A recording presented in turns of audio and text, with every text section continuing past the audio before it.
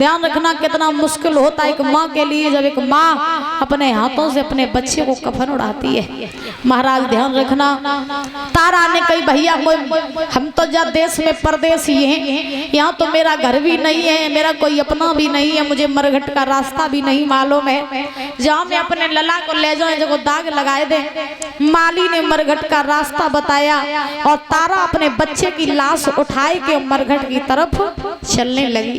रोज जा रही, गिरती जा रही, उठती जा रही, बच्चा की लाश को अपनी गोद में उठाए तारा मरघट की तरफ जा रही। कैसे जा रही भैया? मरघट जा रही और लेके लाश ललाए अपने की। मरघट जा रही लेके लाश ललाए अपने की।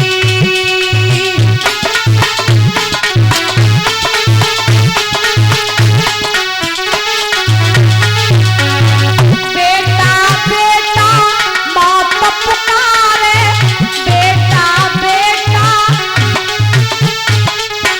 पटके मूड़ धरन पे मारे, पटके मूड़ तार चले असुवन की, लेके लाश ललाए अपने की। मरघट जाई गई लेके लाश ललाए अपने की।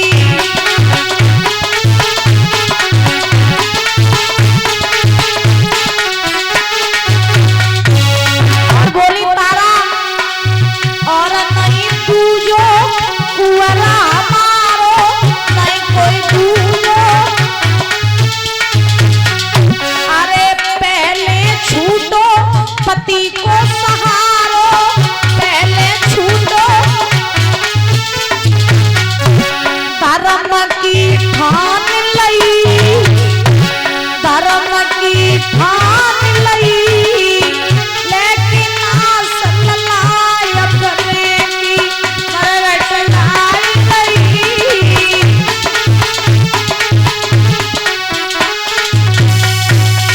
आज मैया तारा मरघट पे पहुंची, काट जाए रही लला कोई दूसरों कुंवर नहीं हवाओ, जबकि सारे जिंदगी काट लेते, पहले पति को सारो छूटी और ललो छोड़ के चलो वो कैसे जिए।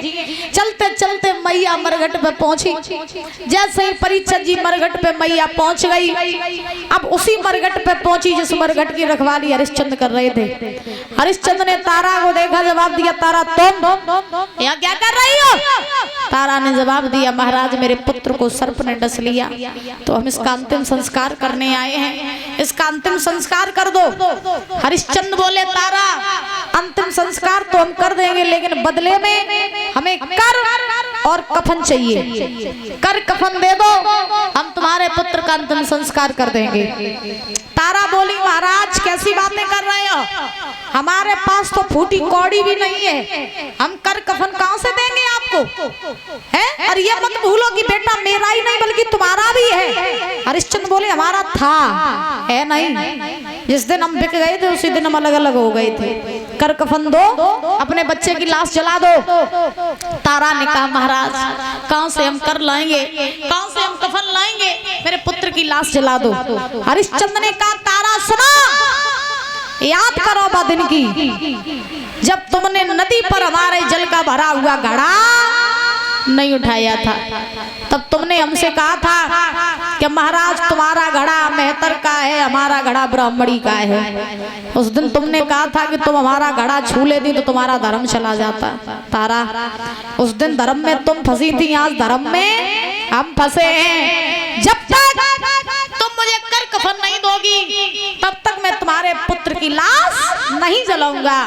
तारा समझ गई कि अब ये नहीं मानेंगे, तो मैया ने कहा करो कि अपने तन पे साड़ी पहने रहे, साड़ी उतार दी, बीच से फाड़ दी, साड़ी का आधा हिस्सा रोहित के ऊपर कफन के रूप में डाल दिया, साड़ी का आधा हिस्सा कर के रूप में हरिश्चंद्र को दे दिया।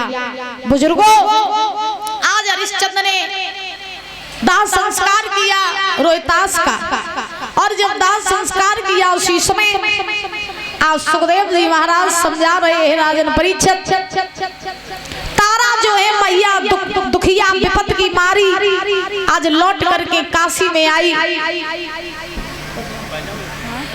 काशी में आई मैया। और जैसे ही काशी में आई परीक्षित जी महाराज, तो काशी में सती को मंदिर रहे, सो मैया मंदिर में घुस गई और मंदिर में घुस के आज मैया पछाड़ खाए के गिर पड़ी। और जब पछाड़ खाए के गिरी तो आज महाराज तारा विपत की मारी सो गई।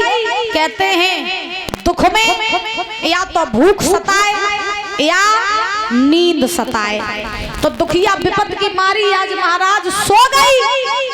विश्वामित्र को तसल्ली नहीं हुई। विश्वामित्र ने क्या किया कि काशी में से 2 मरे हुए बालकों को ले लिया।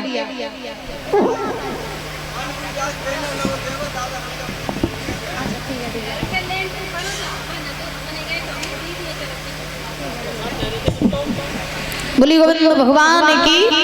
महाराज ध्यान रखना, आज क्या हुआ कि विश्वामित्र को तसल्ली नहीं हुई। विश्वामित्र ने काशी में से परीक्षित जी 2 मरे हुए बालकों को ले लिया और उन्हें बीच से काट दिया और तारा के पास लिटा दिया और उन बालकों का मुख तारा के मुख पे लगा दिया। और विश्वामित्र ने काशी में आवाज लगाई दी, काशी के लोगों, सती के मंदिर में एक डायन आई है, डायन जो बच्चों को मार के खाती है। पूरी काशी में सन्नाटा छा गया कि डायन आई है, बच्चों को खाती है। अब तो खबर पहुंची कालू मेहतर के पास कि जाओ डायन को मारो।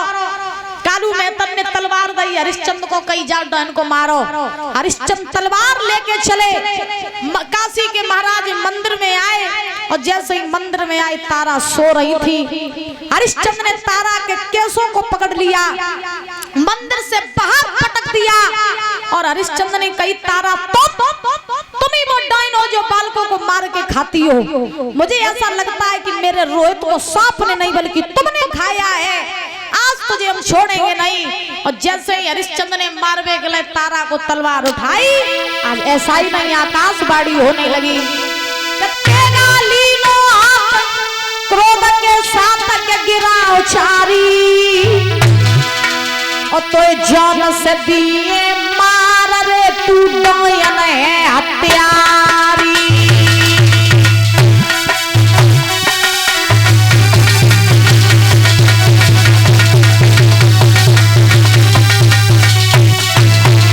आज महाराज हरिश्चंद्र तलवार लिए हैं तारा को मारने के लिए। जैसे ही कहा तारा मार देंगे तुझे, छोड़ेंगे नहीं, आकाशवाणी होने लगी। देवी देवता चिल्लाने लगे, रुक जाओ हरिश्चंद्र।